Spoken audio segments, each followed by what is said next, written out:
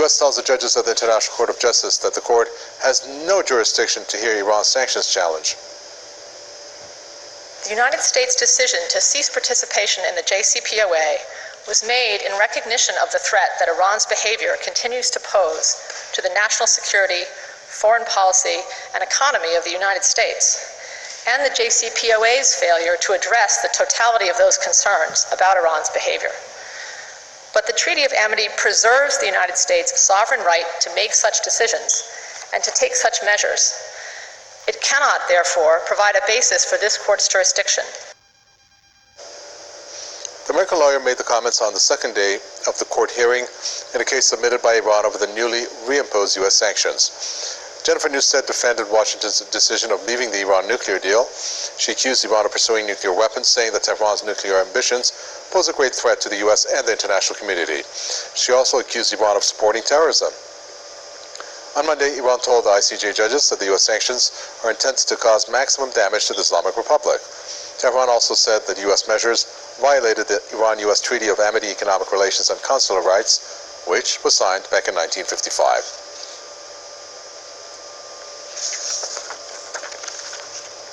Steve Keen, professor at Kingston University, joins us from Amsterdam. So let's pretend we'll fast forward 2 days from now when this is over, and if there's a ruling that is for Iran and against the U.S., what advantage would that be for Iran? Well, I mean, mainly figurative, because again, America is able to bully anybody who goes against what they want, whether or not the Court of Justice stands up for the aggrieved party on the other side. So it'd be a moral victory. It might give Iran a chance to have European people who haven't gone along with America's position say that they're justified because they're following the International Court of Justice. That makes it rather harder for America to bully the Europeans. So I suppose that's an advantage. We understand that the International Court of Justice can't enforce its, jurisdiction.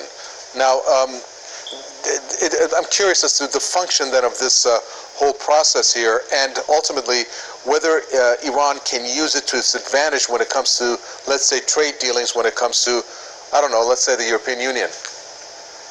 Well, again, it's only a case of being able to have the European Union saying we're acting in accordance with the decisions of the International Court of Justice in not going along with America's desire to impose trade sanctions on Iran. And that makes it rather harder for America. That won't stop them, of course. But at least it makes it easier for the Europeans to say they're doing something sensible. And I think hopefully this increases the pressure that China and Russia have both been applying as well to try to get away from America dominating the global payment system. Ultimately, that's the main weapon the Americans have apart from the nuclear ones.